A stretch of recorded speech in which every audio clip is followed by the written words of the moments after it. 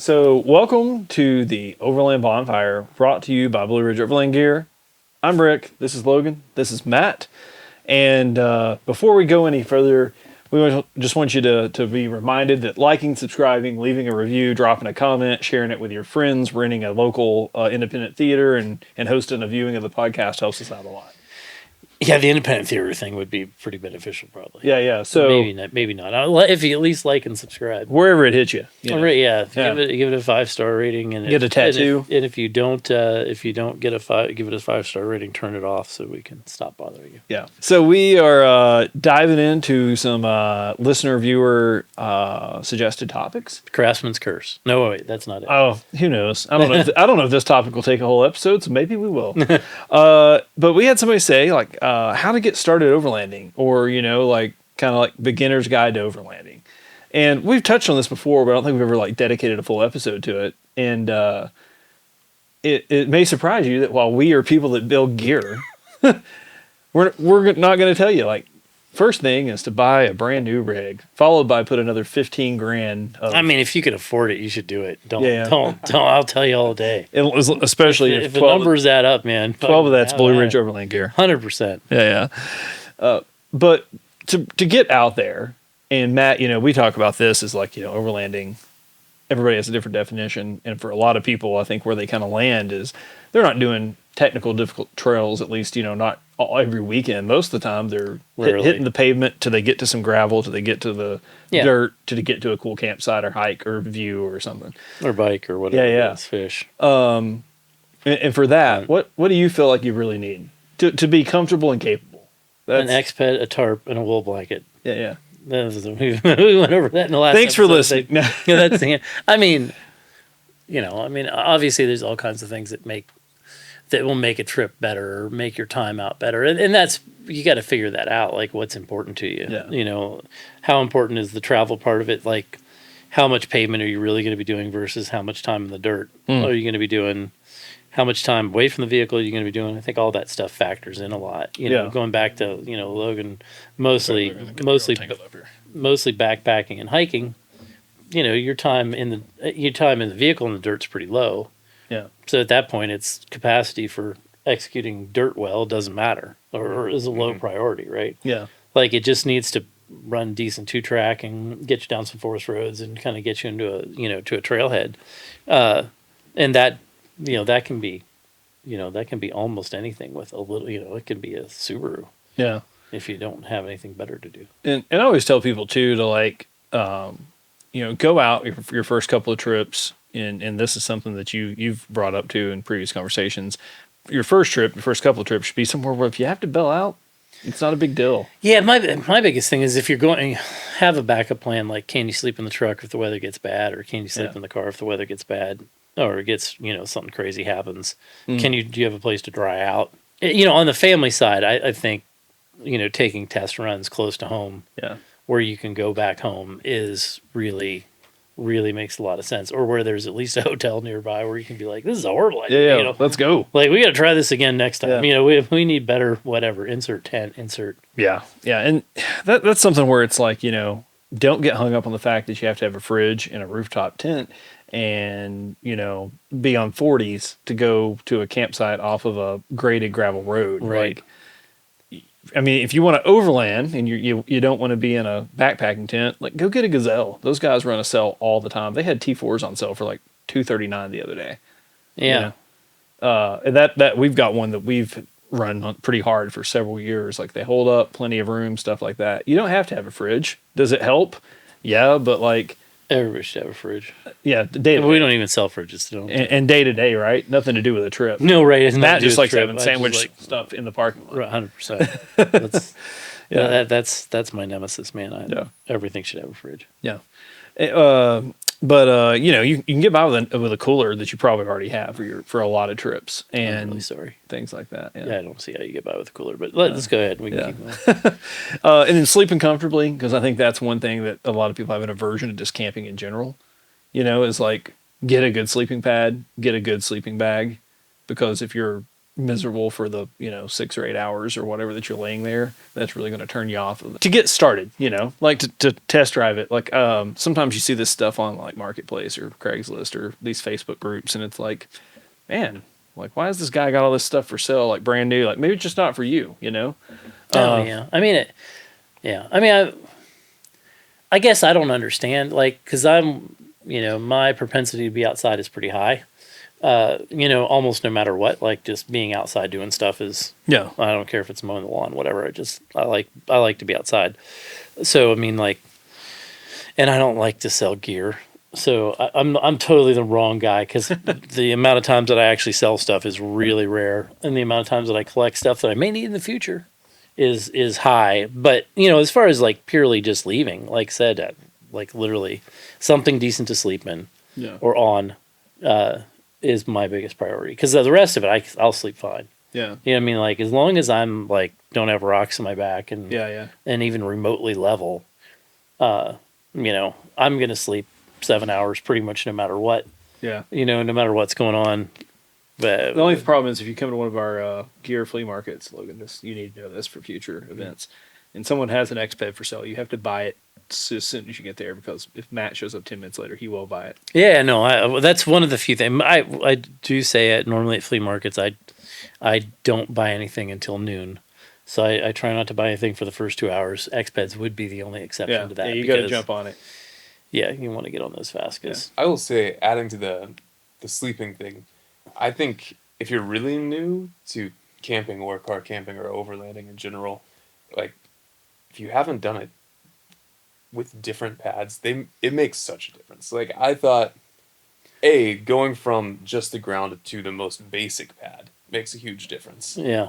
And then you go from the most basic pad to something that is like comfy, potentially a little more comfy, and it makes such a difference. Yeah. So, well, and you don't have to go super expensive, especially. I'll throw that in there. You don't have to go super expensive if you. I like my X-Peds. If you're just not going to be doing it all the time, and it's something you're going to throw in the back. I had just like a normal camp pad that I added a layer of memory foam to. Yeah, I was like, that was pretty good, Yeah.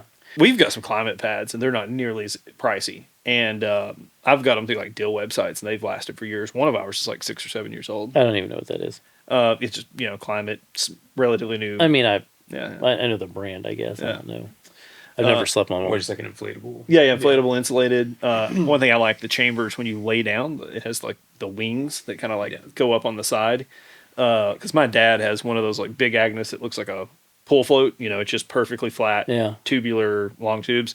And man, if you're off, level at all, it's like all night long you're fighting to stay on it. Yeah. Where the climates, once you lay down, it kind of like folds up on the sides a little bit and kind of keeps you. Or you just get an X-Ped and you don't have any of those problems. Right now I've got one of the Nemo ones. Mm-hmm. I like that one a lot. It's really comfy. Yeah, can't. The fellow who owns Nemo came up. They have a lot of smart stuff. Yeah, they really, even tent wise, they do a lot of smart things that are really slick. Otherwise, I'm assuming they're still going.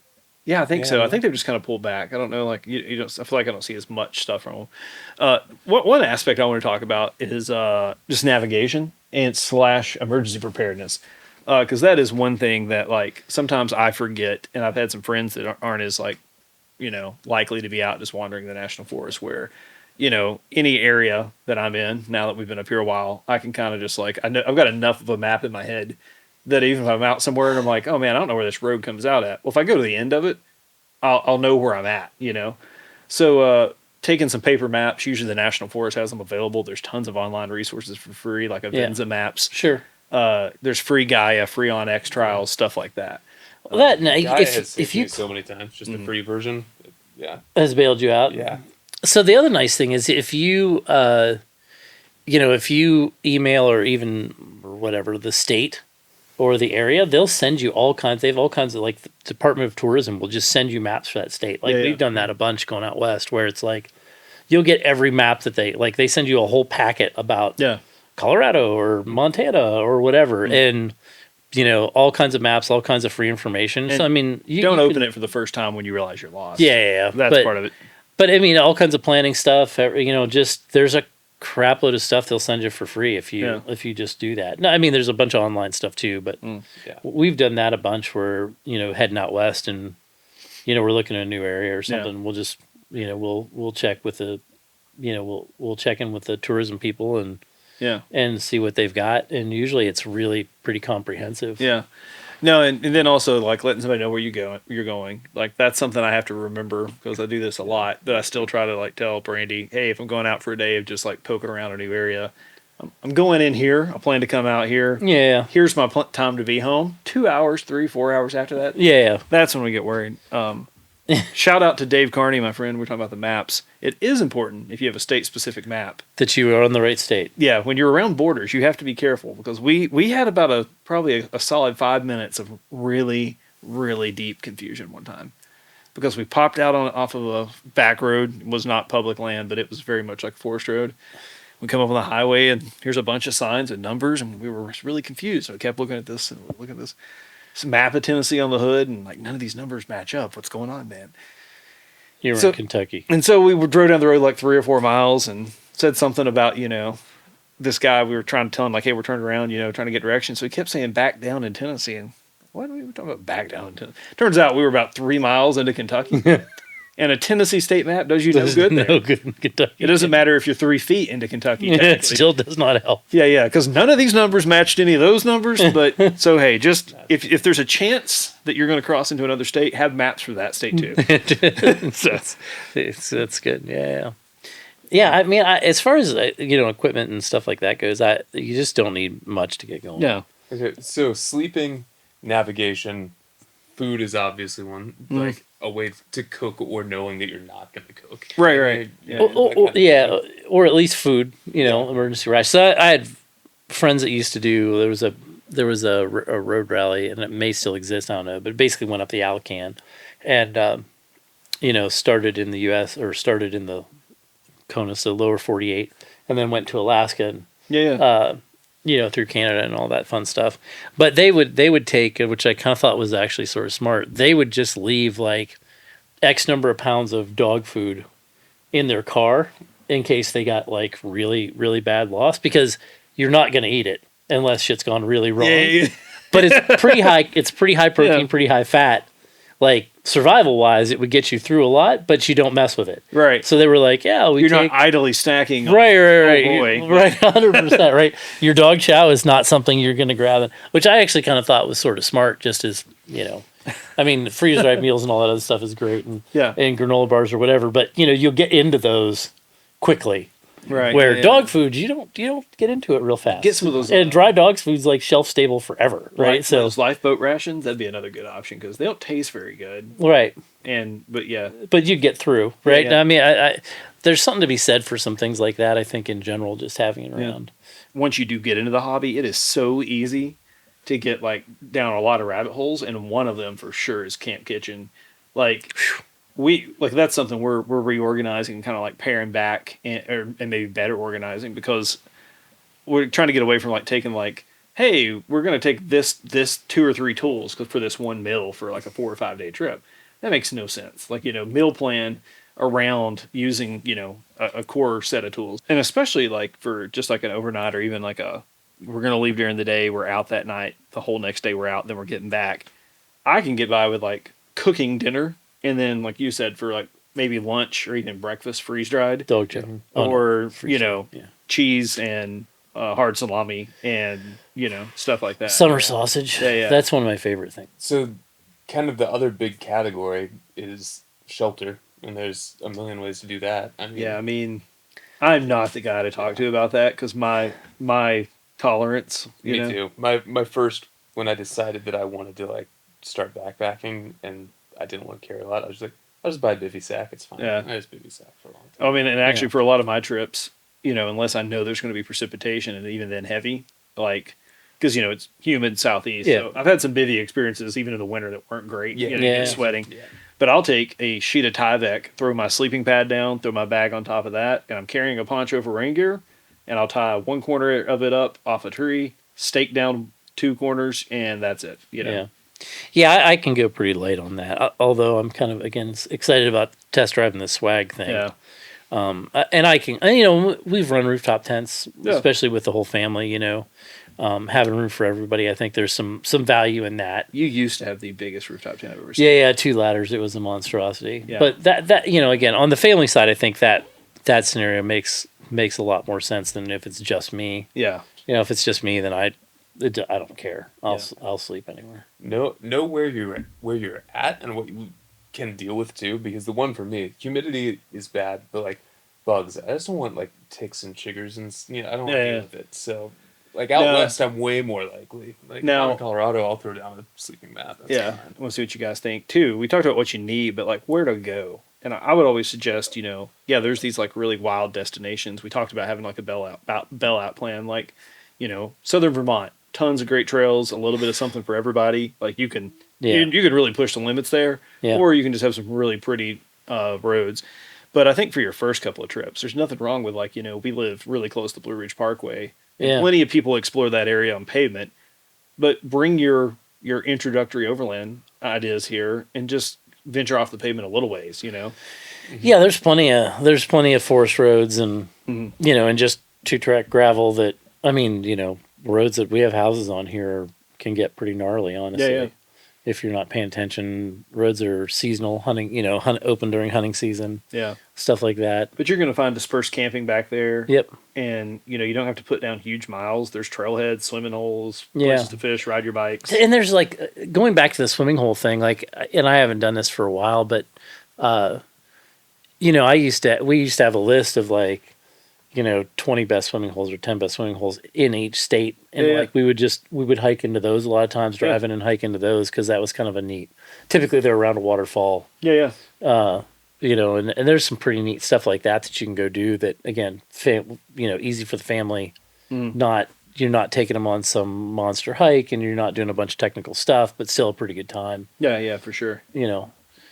For me, I think, picking something that is like if you're already into something outdoorsy, like if you fish, like to hike, whatever, pick some place that you maybe have wanted to go to that would have just been outside of reach, or that has, like maybe someplace you have explored, but you've noticed there's some stuff that you were too nervous to try to get to with your car. Like, I can think of a couple parks I've been in where it's not even like crazy roads, but I was driving like a Kia Sorento, or Hyundai Sonata at the time. Yeah. Like, hey, I'm not taking the Sonata down there, but if I go back, Remember, you can overland in anything once. Right. That trip may be short and abrupt, but I grew up in West Virginia, so I can guarantee I already took that thing places most people. Yeah. That's for sure. No, I think that's a great point. Like West Virginia. some of my favorite trips where I was utilizing And on the western side of West Virginia. a built truck, a rooftop tent, a fridge was some gravel riding trips with buddies in Tennessee where there were these awesome places to ride, but they were so far out, it wasn't really doable for a day trip. So we would go out and camp the night before. Yeah. Or go, usually more like go in the morning of, just drop the truck, get the bikes, do this big ride, ride a loop or whatever, or have 2 vehicles and shuttle back. And then, normally if you didn't have the capability, well, then you'd have like, a 2-hour drive back to wherever, campground, hotel, whatever. Instead, we just popped the rooftop tents, Stayed there. Yeah. Boom. Want to ride the next day? Cool. For sure. So integrating those other activities. Yeah. Yeah. I think there's a lot of neat ways to use stuff to get out to do things. But I mean, I think the misconception is that that you have to have a bunch of stuff to do it. And that's just, crap for the most part. Yeah. No. I mean, it may increase your comfort. Make sure you sleep well. Make sure you eat well. Yeah. Other than that, the rest of it's pretty easy. And honestly, going back to tents don't make you sleep better. Yeah. Or they don't make me sleep better anyway. Yeah. Just, as long as there's a decent spot on the ground, or even Yeah. it doesn't even have to be a decent spot on the ground, but as long as there's some place to put a good air mattress and I've got something decent to eat. Yeah. Or at least a box of Cliff Bars, that'll get me through. Yeah. No. Peanut butter specifically, actually. And not sponsored by Cliff Bar or Xped or anybody else we've talked about. Yeah. We're only sponsored by Blue Ridge Overland Gear. Right. And arguably Bobby from Viking 4x4. That's true, because we do have some really nice swag tents that we're pretty excited Yeah. about for this Yeah. this season. Which we need to get. Those guys will be here up at the shop soon. We'll have to talk to them. They are on their way now. Kind of give you an idea of when we're recording this. This will come out in a couple weeks. They're on their way to the Save Expo in Florida. So yeah, see what Is Bobby headed there too? Yeah, Bobby, Josh, and Dennis I know are all going. Maybe maybe more of the crew. Or I'm sorry, Steve. Yeah, Bobby, Josh, and Steve are all going. Yeah. But yeah, that's an event that's kind of on our radar down in Florida. Yeah, I think we talked about that last year. I don't know why we didn't get it on the schedule for this year. Well, I think because you've only been here like 4 days. Yeah, that's 3 probably weeks, yeah. and That's it's this weekend. Okay, yeah, that's a good point. I don't think I could have pulled it off this year for sure. But no, maybe we're hoping to hit that one next year. We will be at Moore in a couple of weeks by the time this airs. I guess it's technically because it's the 3rd week of April. Wow, Tomorrow's Moore's coming March. up that fast. Yeah, tomorrow's March and it's the 3rd week of April. Leap year, so Yeah, you yeah. only get this one once every 4 years. Yeah, and yeah, and then we talked about some other events. Our friends at LT Bright are having their big gathering at the end of April, and we're hoping to make it to that next year. We'll be on the other side of the planet, Oh, right, we'll be in Norway. Norway. Actually, I this think year. we're flying out that day, but yeah. Okay. Norway will be entertaining. Yeah, we're gonna try to stop in and see our internet friends from Arctic Trucks that we've never spoken to or seen in person. Right. And But we shipped a lot of stuff. yeah, check them out. Do some hikes, some other stuff. So yeah, I'm looking forward to that. Probably our last little taste of cold weather for too, because I don't know what the weather's supposed to be like in Norway that time of year. I think we're kind of coming in at like shoulder season from what I understand. Oh, really? Like it may be springish, But it may not. but it may be Norway springish. Yeah. Yeah. So That'll be interesting. I've never been to Norway, so yeah. I've tumbled around a lot of Europe, but never been to Norway. Yeah. So I've never been that far north anywhere. Like when you actually look at the latitude, like that's up there. is it? Yeah. I haven't looked. I've paid zero attention. I just know that I have plane tickets, Yeah. and I'm going to be gone for 10 days. Yeah. Just so you all know kind of how we operate. It's like, hey, we're going to go to Norway. Yeah. That was like a December decision. And then Liz, Matt's wife, kept an eye on like the ticket tracker. And then there was like an all hands on deck. Like, they're You're cheap. gonna buy them now. They're as cheap as they're getting. Everyone get on your phone right now. Like, yeah. Right. So over the course of 4 months, we made no progress. And then suddenly, well, I guess we are going to Norway. Yeah. Well, at least there's a seat with my name on it. Yeah. And that I plan to be in. Other than that, we've had very little planning. Because a couple places we have to be Yeah. that are. Yeah, a couple places we have to be for a few days, but short of that, or at least me, I guess. Trying to get our internet pulled up here, but yeah, there we go. Yeah, is that anything else for? Anybody has any good places to visit in Norway and Yeah. you've made it this long in the podcast, you should probably Yeah, point those out. So if we have any I do have a friend that's Norwegian been listening, and said that Bergen is not to be missed. Bergen, Town on the west coast, one of the bigger towns on is that that side. close to where we're going to be? I mean, it's like 4 hours across the whole country. So It's hard to remember that Yeah, yeah. sometimes.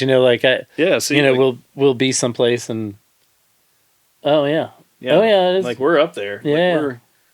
Like you're going to be we'll be in Iceland for like an hour, but Iceland, Greenland are not much further up. Like it's pretty much even with like central southern Alaska. Okay. Yeah. So it could be chilly. Yeah, Could yeah. be chilly in May. Yeah, that'll be an interesting trip. I'm kind of excited about that. And Bergen, yeah. not the Toyota dealership. No. Bergen Toyota is in Roanoke. Bergen, Norway is in Norway. Right. Yeah. Funny how that works. Yeah. Yeah. Yeah, it's a long way apart. Yeah, that's going to be fun. I'm excited about that. I think. Like I said, I haven't been that part of Europe, and it's hard to remember that most of those countries are like way smaller than Texas. Man, that was a good tangent in an episode on.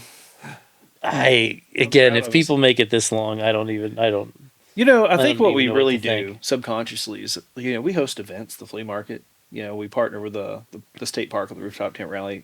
The reason the podcast is the way it is we don't want you to show up at one of these events and expect us to be like super polished in person. So, like this is kind of yeah. Subconsciously, we're just preparing the populace. For prepping people. For if you show up here and hang For out, prepping people for It's like gonna all, get weird. yeah. So might as well get weird while you can at least hit the off button. Right. You know what you're getting into. Yeah. I mean, all 4, 5, 6 of our listeners now Mm-hmm. we've officially identified. Yeah. Oh, and that's speaking of that. If you've made it this long, Yeah. and what do we have to do? We're to get on the list. Yeah, just because we have the whiteboard. Drop it's a going comment up. or message us like, hey, I made it to the end. Let us know. Yeah. If it's on Instagram or something, let us know your actual name. We're gonna have the Hall of Fame board. Stays up here. Yeah. And we're gonna do something for the Hall of Famers. Yeah, we're filming back to back, so we talked about that in the last episode. But we just wanted to remind you for this episode. yeah, That's how you get on the the Hall of Fame next board. episode, it will be up there. Right, on the next episode, it'll be up there, and then will be something. Yeah, that gives us 6 weeks. We can actually figure out what. Is it 6 weeks from now? Yeah, because we've got That's only 4. next week and then the next. So the next episode, I mean. Oh, to have the board up. Yeah. To actually And put the screws that's in the time wall. to figure out the decoder ring. Right. We have to call Andy. Somebody Yeah. has got this. Yeah. They can do this 256-bit encryption. Yeah. You got to have a computer in a basement with like liquid cooled to figure it out. Mainframe. Yeah. Does that still exist? I don't know. Renting mainframe. That's why I'm friends with people like Andy and Steve. I don't have to know this. I don't have to understand any of that. Blinking lights and beep boop, beep boop. Right. When you show up with Can you speak robot? Yeah, ones and zeros. Yeah. All right, that's it. We're Hey, done. let's We're call gonna it. give up. Thanks for watching. Thanks for listening. We'll see you in 2 weeks.